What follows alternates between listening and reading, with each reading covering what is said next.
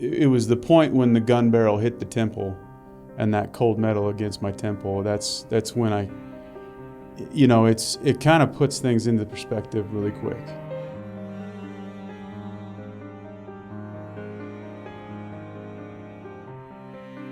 Hey everyone, welcome back. It's time for another episode of the Difference Makers podcast, and I'm your host, Dr. Jim Hoven, getting to talk to cool people every single week about the cool things in their life and sometimes the not so cool stuff. Today is one of those stories. I have one of my good friends here today, and it's been a pleasure to get to know him over the years and the things he does. He's actually a fellow chiropractor, but he has this unique and special gift and talent. It's to focus on extremities, arms, legs, knees, hips, all that kind of stuff.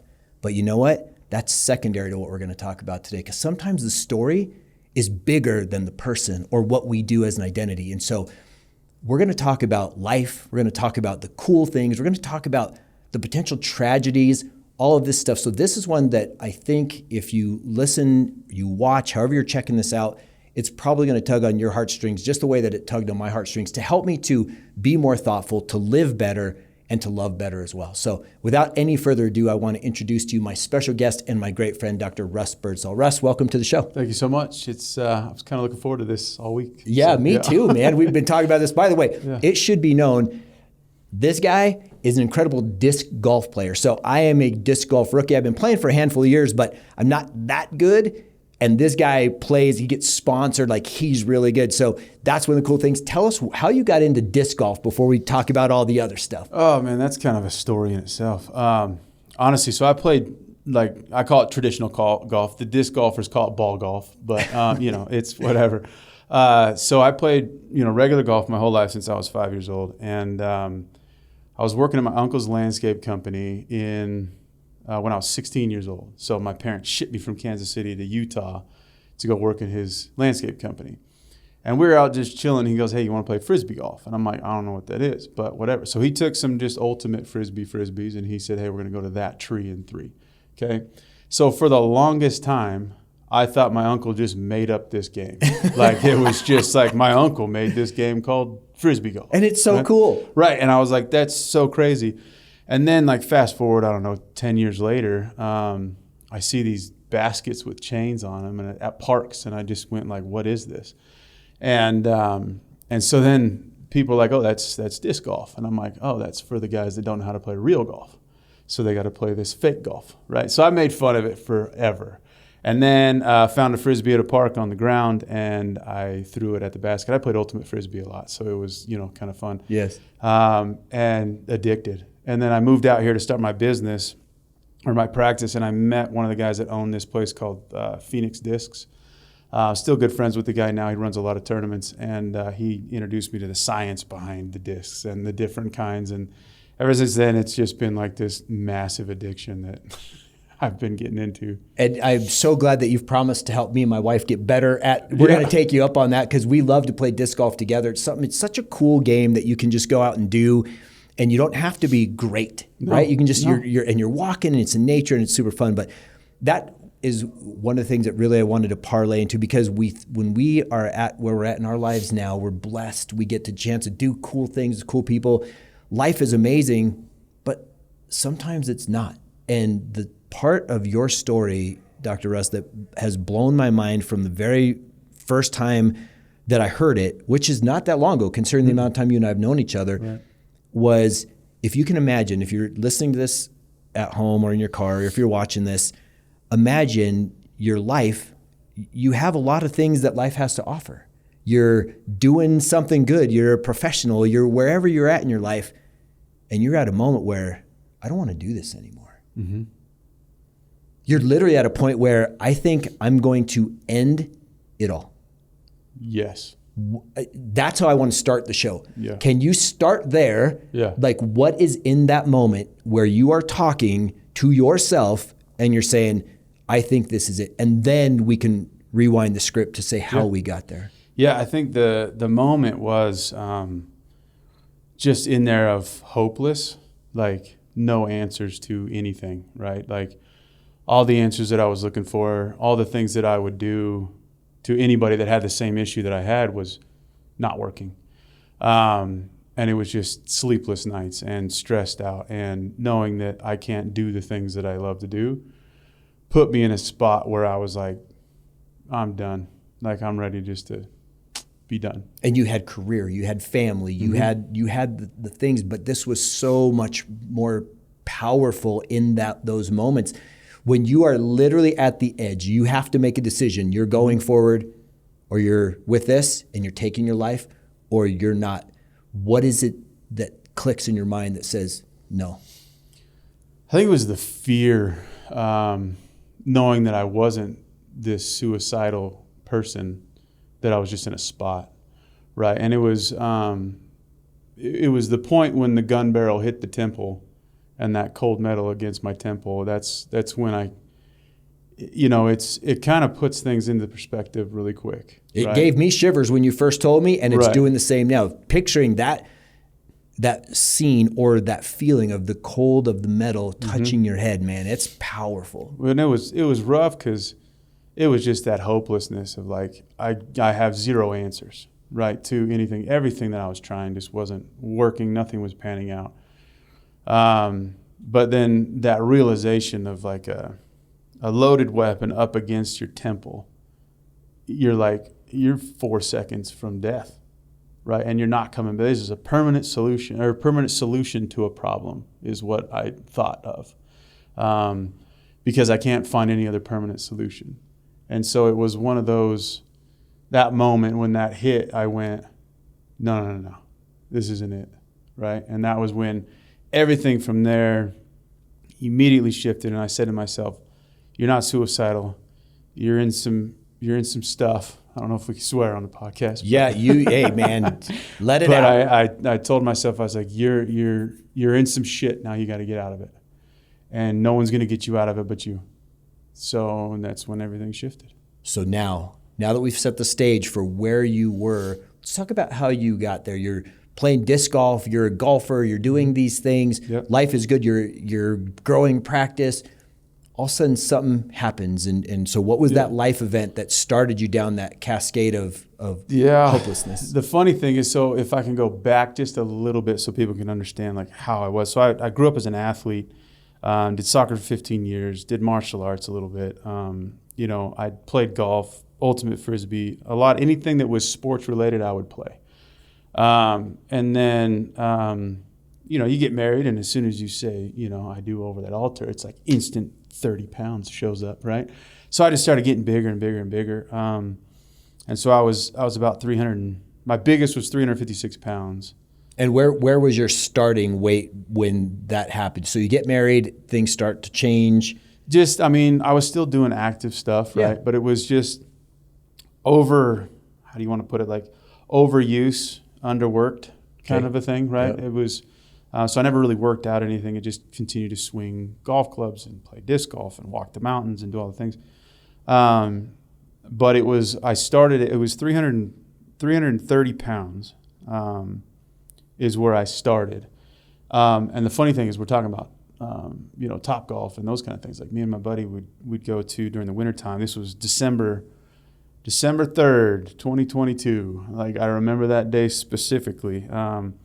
We're over at a golf simulator bar, and this was like our third or fourth week in a row of just doing it because it was, snowing out. We wanted to go play golf and stuff like that. And I just started swinging clubs like normal, and it felt a little stiffer than normal. Like everything felt like, it felt stiff. It felt kind of tight, a little different than normal, but I just, it'll loosen up, right? Whatever. Mm-hmm. And so we just played the simulator, and it was the last one. We wanted to go for 400 yards. That was our thing. It was like, let's get to 400 yards, right? So, out here in Colorado, I can hit a lot farther than I could back in Kansas City. That's still 400 yards is insane. It's a lot. I'm not hitting 400 yards. Like I think the farthest I average is about 350, right? But my thing is like I swung out of my shoes on this one. I got to 399 at a cost. Right. And woke up that next morning. My back was so stiff I couldn't breathe, take a full breath in. And so I was like, I don't know what to do with it. So I was like, it'll loosen up. So I got on my flexion distraction table that moves up and down. For those of you watching or listening, again, Dr. Russ is a chiropractor, and there's, 2 different ways. One is techniques and there's tables and equipment that we have that help people in different situations. This flexion distraction table is meant to do just that. If you have certain back issues, even up to discs, it opens and relieves the tissues through making them longer and shorter. It's a really cool thing. So you jump on the So I the get on, I table. put myself on that table, and then I couldn't get off of it. Like I couldn't get off of it. Now, did you have someone in the office with you, or you Yep, just? I had my front desk assistant. Yep, She yep. was doing her thing, and I just kind of hollered a little bit, and I was like, "Hey, can you grab the heating pad?" Right? So I can't get off the table. So I was like, "We need to get this going." And so, at the time I didn't know what to do. So I just slowly got off the table, and then I was at like a 45-degree bend for the rest of the night. I couldn't lay flat, couldn't do anything. And it just got tighter and tighter and tighter. Breathing became harder and harder and harder to do. So I'd go get some massage, made it worse. Chiropractic made it worse. Acupuncture made it worse. Everything made it worse. Everything that you and I are trained Yeah. and have provided to thousands of patients and helped them Yeah. is not helping you. It's not helping me at all. And so I'm at a loss. And so I go the medical route, right? I don't want to get on muscle relaxers and those kind of things because I still have to do my job. And I can't do my job on muscle relaxers. And so pain is kind of this relative thing for me. Like pain fluctuates, right? Like, the pain scale of 0 to 10, right? For me, like a severe pain that I'm used to is, I have third-degree burns on my right hand with 3 skin grafts. And I would say that was probably a 10 out of 10. That was pretty rough, right? And I put this up there with that as in the means of pain. Doing my job was extremely difficult. I couldn't do my job proficiently, so I'd have to kind of navigate around and do what didn't flare my back up, right? So I went and got MRIs, and they, they're like, yeah, nothing. They have a small bulge in your disc, but nothing explains why you're having what you're having, why you're getting the symptoms. Because my right leg started to burn like it was on fire, and we all know in our field what burning is, right? So we know there's a nerve issue somewhere. And so I couldn't figure it out. I'm like, well, if it's not the disc protruding onto the nerve, like what is compressing this nerve to make it burn? Then the burn turned into a tingle, right? Where it's like a chronic tingle down my right leg. A little bit on the left, burning on the left. And that lasted for 6 months, right? I still have the tingle when I sit for a long period of time or something like that, but it's not nearly what it was, right? But anyway, so I'd get that tingle. I couldn't sleep. I'm averaging 2 hours of sleep a night. Going to work with a smile on my face. It's like inside I'm just dying, right? Like I'm in pain. I'm hopeless, but I put a smile on my face. Behind the smile is a guy that's just ready to be done, And so I'd go get massages to see if it would help. It didn't help, made it worse. Couldn't lift anything, couldn't exercise. I'm like, maybe if I lose a little bit of weight, that'll help. Couldn't do it. Like anytime I lifted anything, it would just aggravate it to the point of like more pain in the back. And so this went on until that day when I woke up I'd probably go to bed I'd try to go to bed at 9 o'clock at night, so I know that I can get some sleep, but I just lay there and toss and turn, sleep on heating pads. I'd sleep on the floor. I remember I woke up one day and my left leg was so numb I fell over 3 times trying to walk on it. Like it just fell asleep, right? And so I had to like shake it awake, and that scared me to death. I was like, okay, now I'm paralyzed in my left leg. And then of course being the left side, we're going, okay, are we stroking out here? Like what is going on? Like everything that is nasty is going through my head on what is happening right now. And so then I wake up at 2 o'clock in the morning, and then I just try to get up and move. And I just came to the office right down the road, and I was just like, this sucks. Like I don't want to be here anymore. And it's rough when I revisit. I get pretty emotional over it because that's when I pulled the gun out of its holster and put it to my head. Man, that is so powerful, and I'm sure people can connect and relate to what you're going through, especially with chronic pain. Because again, if you've never experienced chronic pain, you've never lived with it, it causes more bankruptcies than anything else. It causes divorces. It causes ruined lives, and in this case, almost loss of life. Yeah. And I'm sure that in that moment, there was so many things going through your mind, and you're leading to chronic pain. I want to come back to that, but you make this decision. You say, not today. Yeah. If I'm going to get out of the shit, it's going to be me that does it with a plan. So walk us through now the success side of it. So that's the low point. You make a decision, and then you say, here we go. What is it that changed in your ability to navigate the pain? Did you find something? Did it lead you somewhere to help manage the pain, and then you lost all the weight? Like, what happened?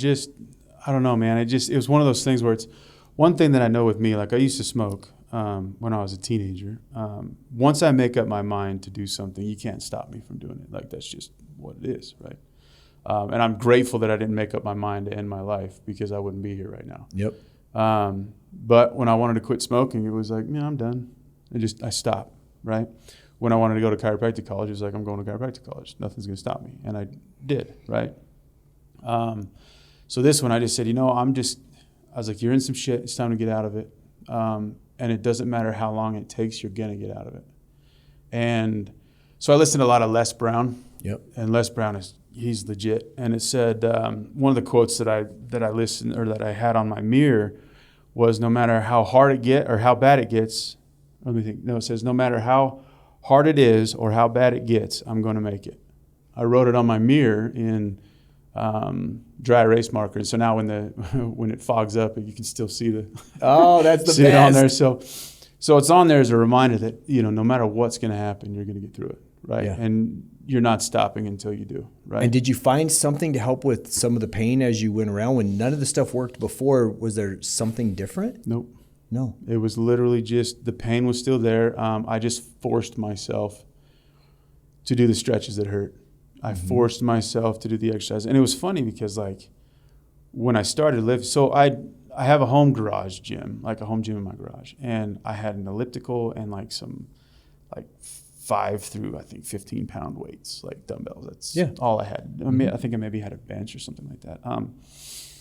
And so I was like, we're just going to work out. And so I would take like dumbbells. Like, I'm like, I can lift 15 pounds, right? Easy. No chance in hell, right? I'd lift those, and standing and doing those, it would start giving like burning and tingling and pretty severe central low back pain because of all that 30 extra pounds leaning forward on top of the, 130 pounds of extra weight that I've got on me, right? Mm-hmm.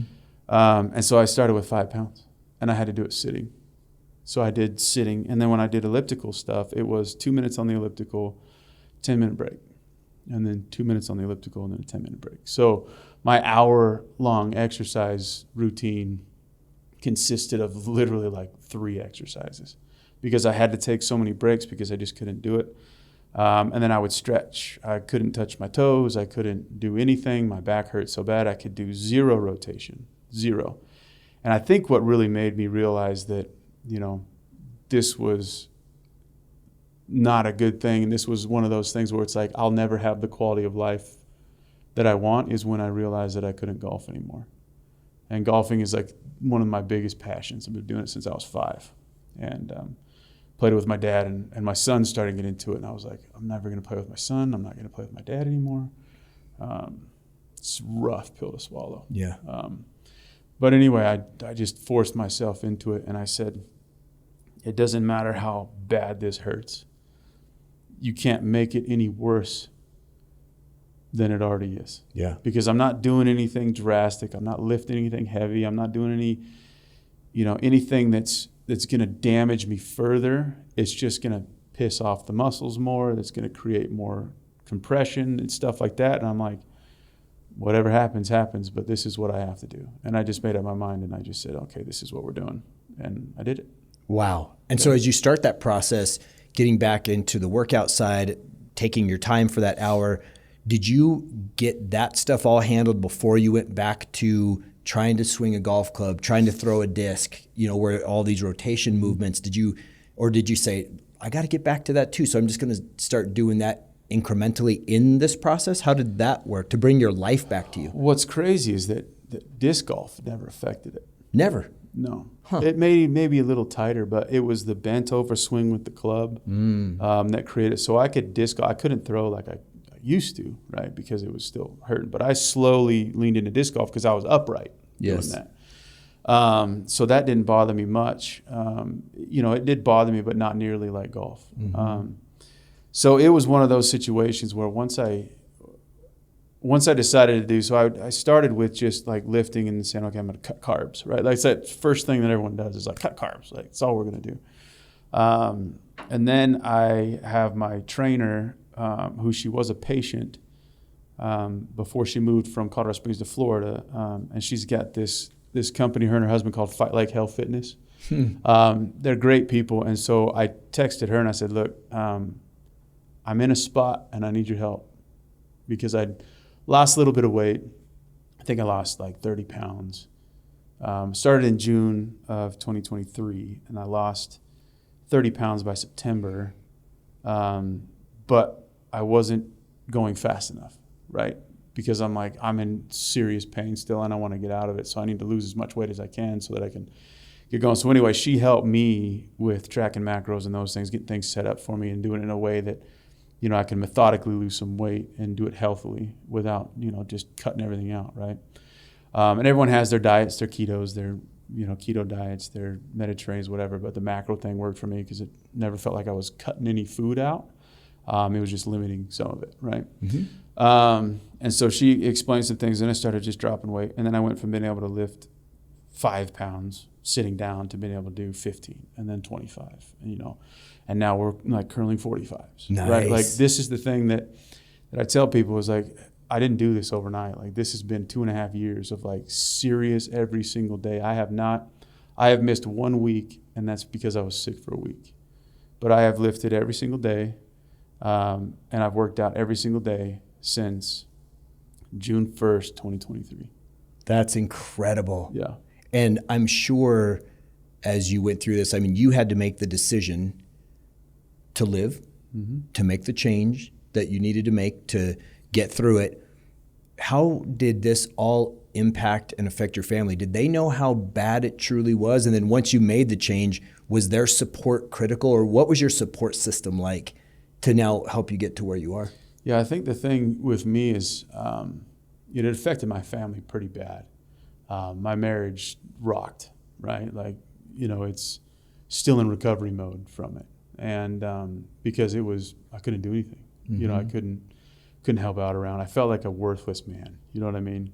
It's like, you kind of grow up. I'm 43 years old, so we kind of grow up in that era of, men are providers and they're supposed to protect and provide. And I'm like, how the hell am I supposed to protect and provide when I can't even sleep or I can't even stand up straight, right? And so that took a toll on me and my wife and my kids. And so the support system, they were there, but there's not a whole lot they could do, right? And I grew up I got 3 sisters and no brothers, just me. And so I kind of was used to just figuring things out on my own, doing things on my own. And I'm kind of my own motivation, my own support system, right? And it's to a fault. Like I don't let people in too much when it comes to like support because I don't want to be that burden, right? But my wife was supportive in what I was doing. She was trying to help me out as best she can. She'll, rub my legs when it gets tingling and helps me out with that. Helps out around the house, those kind of things and the stuff that I couldn't do, right? So she's fantastic for that stuff. And, it's one of those things where it's like, I started spending just astronomical amounts of money on this back, right? And it's just one of those buying like massage chairs and buying, massages and all these things. Because once I started to lose some weight, the massages were actually starting to help. But it took me a second to find someone that was willing to like dig in on someone who's in severe pain like me. So, and finally found a couple people to do that, and they're brutal, and I appreciate them for it. But it definitely rocked the house a little bit. I'm not going to lie. Yeah. And we're still kind of rebuilding, from that rock. And your wife's so wonderful. I've had the chance to hang out with her a little bit and visit with her. She's great. And to know that you guys have weathered that storm and that you're working towards getting all that good stuff back. That says a lot about you too. When it comes to that whole, how chronic pain affects and impacts the relationship from the person out, I'm sure you've seen a ton of people because, again, your specialty is extremities. You're great at spine, right? We do a lot of work. I know you see a lot of our clients who've been in car crashes and you help them. And you teach around the country on extremities, knees, hips, ankles, shoulders, wrists, all that stuff. When you see someone in chronic pain, given your story, how do you help them not only through your craft of adjusting and exercise and stretching, but through your experience of what you went through? Is there, because it would give you a unique advantage of someone to experience your care versus someone who hasn't gone through what you've gone through. Yeah, I think ultimately, man, like people that are in this chronic phase of pain that just don't feel like there's any way out, just having someone that goes, I understand, and literally understands is huge. Because you get people like, oh, I understand this is painful. Like, no, you don't really understand. Like, you don't. So when I get patients that come in that are like, I've had this back pain for, 7 years and no one's been able to help me. I don't know what to do. And I can sit there and honestly look them in the eye and go, I completely understand. I get it. Yeah. And so what I've done is I've been able to take, my area of issues and incorporate what I have done for my back and just let them know and reassure them, like, this is where I was, this is where I am, right? Like, it takes some time. You have to commit. You have to be committed to your health. You got to be committed to the process. In order for you to get the success that you're looking for, you got to stick it out because there's answers out there. You just got to be put in front of the right people to get them to you. And I just tell people all the time, like, don't lose the hope. Just understand that I know exactly what you're talking about. And so a lot of those ones that are pretty in despair, I'll give them my cell and I'll just say, text me.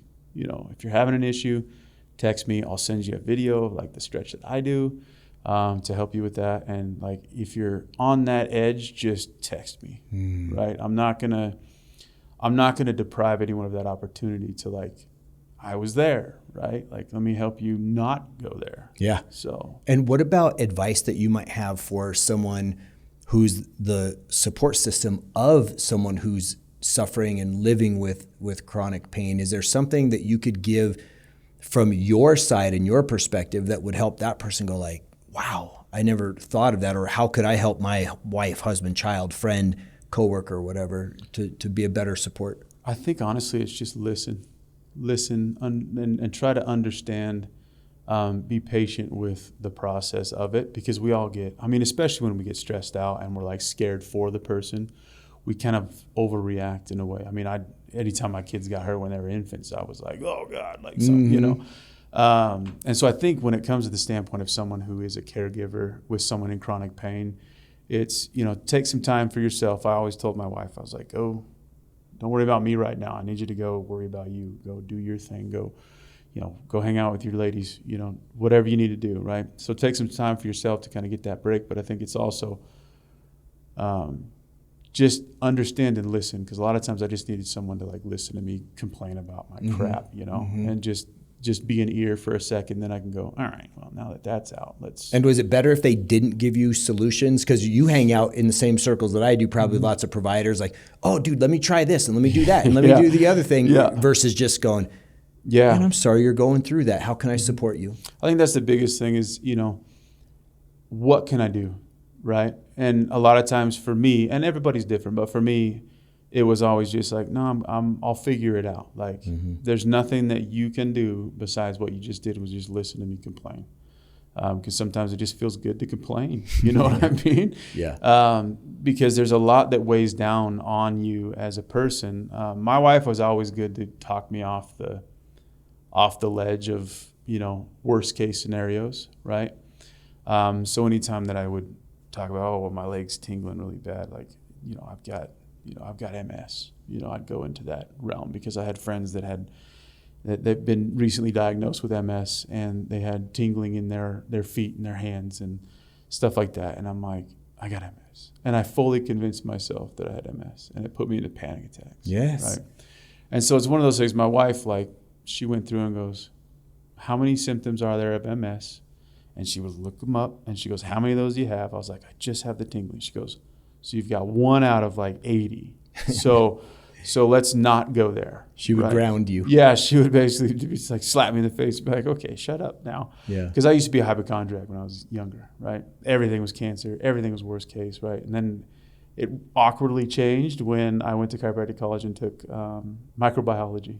I was like, oh, maybe I'm not dying all the time. So, but I think that was the biggest thing for me, was just, having someone to help you through the hard times was good. And so anyone that's a caregiver, it's like, you just have to meet them where they're at and try not to fix them, Yeah. Because they'll get to it and they'll get through it. It's just, they need someone to help them go, it's going to be all right. Nice.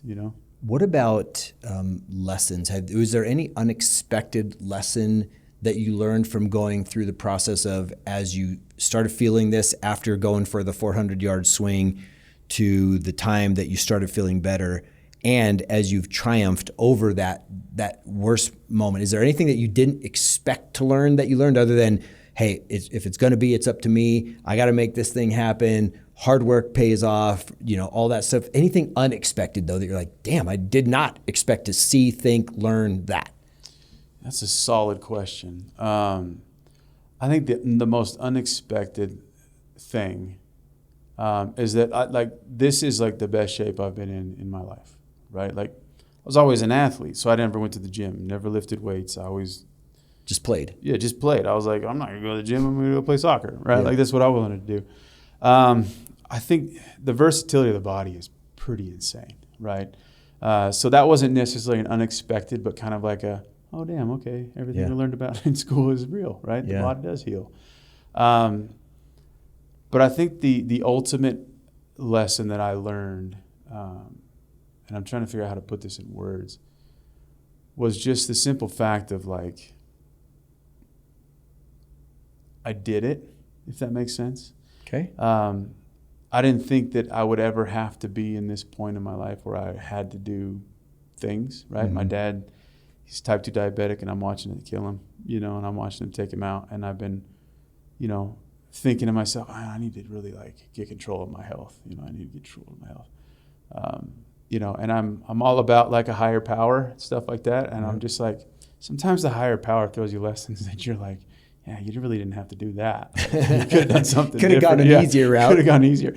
But I think the most unexpected lesson for me was, the ability to mentally be strong. I've always known I was kind of like a stronger guy with big opinions and, kind of a big presence and stuff like that. But to mentally be broken and to come out of that was probably the most unexpected thing for me, because I never thought I'd put a gun to my head and want to kill myself, ever. And it was hard, Dude, really hard. That's amazing. Yeah. I mean, I can't even imagine. That's why the first time you told me I was like, what? Yeah, It was so crazy. When you're now looking at what you're doing and where you're going, where does your hope lie? Now that you've created this, what's next in your life? Do you just say, hey man, I just want to keep on the pace I'm on, or did this give you some sort of new vision or new drive or new focus in your life? I think ultimately it's one of those things of people ask me what's your goal with this? I was like, I don't have one. I don't have a goal, because goals are met and goals are stopped. Yep. Right? Yep. So with this, I'm like, I work with Bridget over there at Fight Like Hell Fitness, and she's like, what are we doing? I was like, I don't know. We're just going to keep going. So we're bulking up, right? So I lost 120 pounds, and then we bulked up, and I gained 35 pounds back, and 12 pounds of that was muscle in a bulk phase, and I'm to cut. And I'll tell you, if I can go back to your unexpected question. Yes, please. Body dysmorphia. Never, ever thought it was a real thing. And until I lost this weight, and then I started to bulk and I started gaining weight, right? And I started gaining weight back to it, but we're doing it a healthy way with a method behind the madness, right? Mm-hmm. So every time I looked in the mirror, I saw that 330-pound fat guy. Literally saw that guy staring back at me, and I'm like, oh, I got to keep going. And it put me into panic attacks. You just did all this work, and now it's all going away. So that is wild in itself. Yes. So anyone that's going through body dysmorphia, like find somebody to like help you with that mentally, because that rocked my world. Yeah. Just in the fitness aspect of things. So anyway, now we're on to cut mode in the last 3 weeks. And so it's like we have to do this compare and contrast and everything else. And there is no end in mind. It's just cut, bulk, just doing this. I'm not trying to get like Arnold Schwarzenegger huge, right? Yeah. But I'm still going because I have the reminder of what I went through. Because, you know, even sitting here right now, I've got tingling down my right leg that goes down into my calf. And stuff like that. And I notice it gets worse on like heavy leg days and those kind of things. So the compression is still there. You know, I have 2 bulge discs in there. And so did we figure out at the end of the day it was because what you thought on the first MRI showed just a small bulge? Actually, there was more, or did the bulges progress to now you got 2 larger that we can see affecting it? Sounds like they progressed a little bit, right? Okay. Because when I got on, I had a decompression table. I sold it to my buddy in Loveland because I never really saw anybody, and I'm kicking myself in the teeth because I was like, gosh dang it, I could use that now. But I put myself on it and it made it worse. And this was one of those things where it's like, well, everything I do makes it worse, right? So that's why I think I severely sprained the muscles in the back, and stretching it was like the worst thing you could do, right? Yeah. But anyway, I went to a spine doc. We took the MRI. He says I have... Oh man, it just slipped my brain. But basically, the nerves that go to the bodies of the vertebra, the currents. Yeah, have been basically kind of pinched on from degenerative stuff and disc bulges and things like that. So I'm sure I'll go with that. That's fine. But I do have another bulge. So now I just lay on my inversion table at home 3 minutes twice a day. Love it. Yeah, so it's been good, but so it's a constant reminder now that I still have it, right? It doesn't go away, but it doesn't stop me. So here's a clinical question. Mm-hmm. So you were a big reason for me investing in BFR bands, which are blood flow restriction. For those of people that don't know that, what you do is you put restricted cuffs, like a blood pressure cuff, on your upper extremities, like right below your shoulders or right below your hips. And then you pump them up, and so you create almost a tourniquet-esque feeling, and then you train in them, but it's very light. You're going high reps, high volume, low weight. For someone who has chronic pain, like I've found it for me to be incredibly helpful, because if I run short on time, I can use it. And there have been some times where, you know, I've had some pain, but it's not anything like what you're talking about. But I noticed that then I don't have to lift the weight to get a sense of it. Was using techniques like that, and specifically BFR, has that been a big part of allowing you to keep going, to find ways to train around, not through injury, that kind of thing? Yeah. It was, so I remember at the Colorado Chiropractic Association convention back in like 23, I think it was. That's when Dr. Dickinson introduced me to the BFR bands and those kind of things. And so I was kind of in the middle of all the like starting, right? But what I found is that I could basically lift like 10-pound dumbbells and get that 35-pound burn. Yeah. And that was one of the things where I went, I'm sold, because when I did that training, it didn't hurt my back. Yes. You know, at the end, it was still tight, but it didn't hurt like it did. So, and then I also use that for like rehab on my shoulder, where I'm not lifting so much weight trying to rehab. So yeah, the BFR bands were a huge tool in my tourniquet there to like fix everything. Yeah. Right. And to get things kind of on track. And so I do it now, not as often as I used to, but I do it when I'm having those flare up days, you know, and stuff like that. But my wife uses them now because she's got some injuries, and I'm like, BFR. It's so cool, man. Wild. I tell you what, and I think that what I'm hearing you say, and that I would highly recommend for people that are going through not only physical chronic pain, but also mental chronic pain, when they're trauma that they haven't been able to resolve and all those kinds of things, movement, a support system, making sure that you're in the right place, taking care of yourself, of saying, I can do this, right? Reaching back to times you've succeeded before and saying, I did that, so I can do this. If I've done that, I can do this. And finding techniques like BFR bands or cold plunges or hot tubs or saunas or stretch labs or whatever it might be, anything to give you advantage to keep going. Would you agree with that? 100%. Like in my house, like, so I go home. When I get home at 6 o'clock at night, that's when I work out. I work out for about an hour and 15 minutes every day. At the end of my workout, I jump in my cold tub that's in there. And I got it set at 50 because I've been doing some research that like right after exercise, you jump into 50 to 55 degrees for about 10 to 15 to 20 minutes, and you just chill, and it helps with recovery. Literally chill. Yeah, 100%. Yeah, and so that's what I found. So you take advantage of these things. There's a lot of technology out there that people aren't taking advantage of, and even if I can veer onto the cold plunge side. The reason I got into cold plunges so bad, and they became an addiction for me, was quite an emotional experience for me. I went and, I've got a buddy of mine, he's in Oregon, he's a chiropractor in Oregon, and he talked about cold plunges, and he does like polar plunge things with his patients every year. They do some dive in some lake in Oregon somewhere, I don't know. But he said, get in the cold plunge. And so I just filled the bathtub with as cold as water as it gets. And I think in Colorado, I think the coldest it gets, like down here, is like 60 degrees. Okay. Something like that, right? Okay. So I sit in there, and it's cold. 60 degrees is still cold, yeah, right? It is not warm. So I sit in there for about 5 minutes, get out of the tub, immediately break down crying. Immediately. And is the first time in a year and a half where I didn't have any pain. Like none. And then, 5 minutes, 10 minutes go by and it came back, right? Mm-hmm. But it was 5 minutes, and I would do anything to get that 5 minutes back, right? And so every single night was cold plunge. And then it got to putting a bunch of ice in there to make it colder, right? And then, eventually I bought a horse trough over at Home Depot, filled it up with water from the hose, put a bunch of ice in there, got it down to like 55 degrees, something like that. Sat in there. And then got more ice in the wintertime, and then got in there where it was like 37 degrees, and I'm sitting in that thing.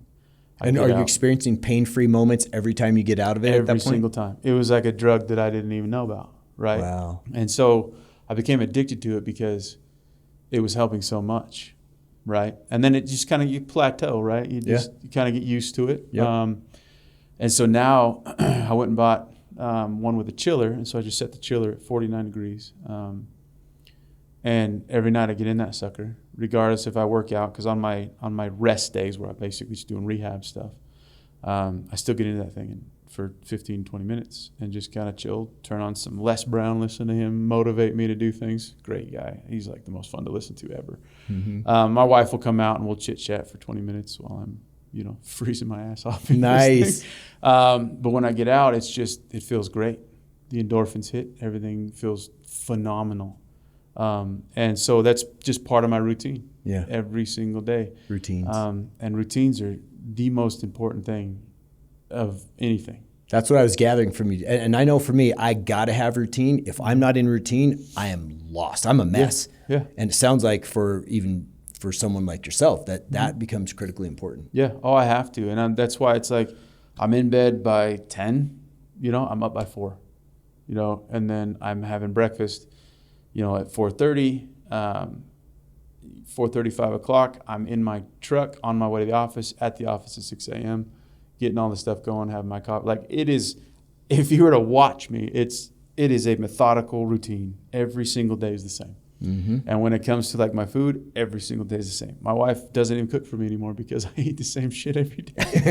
She's like, I'm not eating chicken. And I'm not eating yogurt every single day. Not every day. No. So it's just one of those things where I have fully committed to the lifestyle that I have chosen because it was a life or death situation. Yes. And so everyone gets to the point where it becomes a life or death situation, whether it's a death like what I was facing, or if it's a slow death from illness, mm-hmm. right? Mm-hmm. Like watching my dad with diabetes, mm-hmm. And it's like I would rather eat to live than live to eat kind of a situation. Yes. And so that's me. I mean, it's chicken and yogurt. Like I go through so much yogurt just because I try to get as much protein as I can. I eat a lot of protein and those kind of things. And it's just diet is huge. That's my routine with the diet.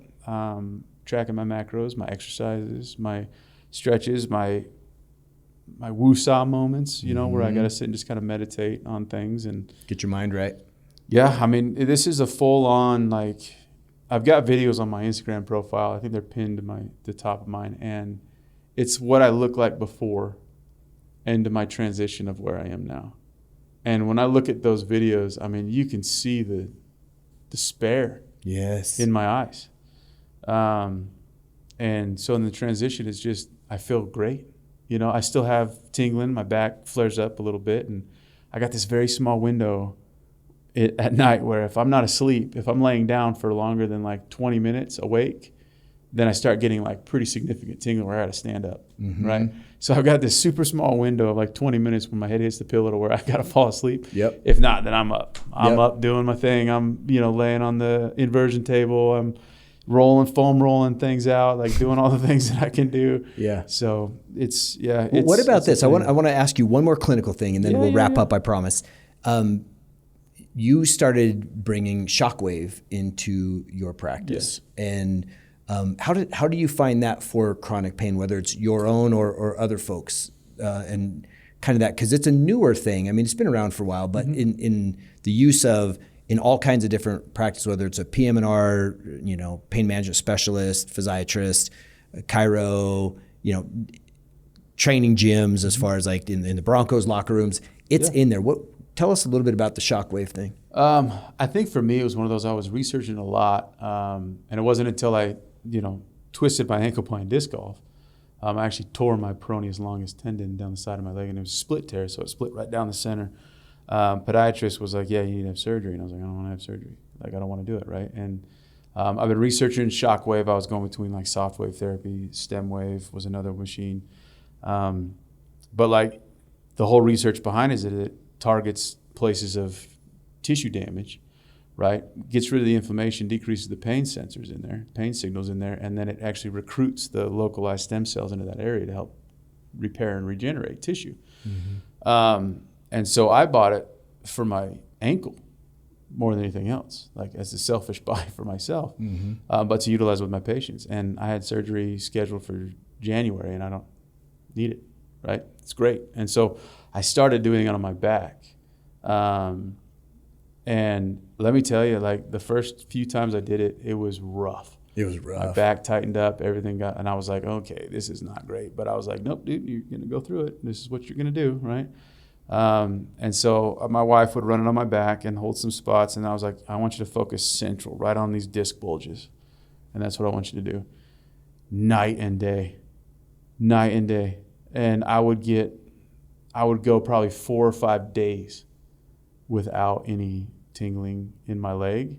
And yeah, wild. Amazing. It's so wild. And I've got some patients that are getting massive results from it. Like, super quick. It's harder on super chronic ones with like super damaged tissue, people that have had multiple surgeries, you know, things like that. It just makes it harder because there's just a lot of damage. It just takes a lot of work to get it going, but still get results. People notice little things here and there. That's good. It's wild. Man, what a show this has been. I've enjoyed this. Thank you for being so vulnerable. Absolutely. And sharing what a lot of people would not want to share, be willing to share, or too painful to share. Like, amazing. And talking about not only that, you're getting up to it, your transition through it, your victory, and your ongoing process has been amazing. If someone wanted to reach out to you and get a hold of you so that they could either learn more, hear more, even potentially become a patient, or have you, you know, teach their chiropractic group or something about extremities, all these things that you do, how would they best go about doing that?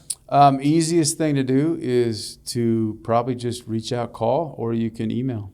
Okay. You know, what's the best number, email? So the phone number is 303-920-4263, or it's 303-920-HAND. Ooh, so, clever. Yeah, right. Chiropractor, chiro means hand. That's it. And then the email, the best one to use is just Birdsall, Birdsall, clinic@gmail. That's the quickest one. That's just kind of my personal one that I use for non-legal things, transfer back and forth. So that's the easiest way to get a hold of me. Awesome. Well, this has been such a treat for me, man. My heart is full. It makes me appreciate having you in my inner circle, man. I love it. And continued success to you in your business and in your health journey and in your family. Just know that I and we at Ramos are always here for you, and we love and appreciate what you do. Yeah. Well, I appreciate everything. And, you know, I love the guys over here at Ramos. I love you and all the stuff we've been able to connect with, and can't wait to get out there and either pretend like we're good at Topgolf or Frisbee golf. Go throw some. You're going to teach me everything, my man. We're going to do what we can. We're going to do what we can. Yeah. Listen, this has been great. I know that you've been touched by this too. Please share it with someone. Please like the show. Please hit the notifications and all those kinds of things that you guys do for making sure you get notices when these podcasts are coming out, because it makes a difference to us that we're making a difference for you. So from now until the next time we see each other, I ask one thing of you. Please go out there and make a difference.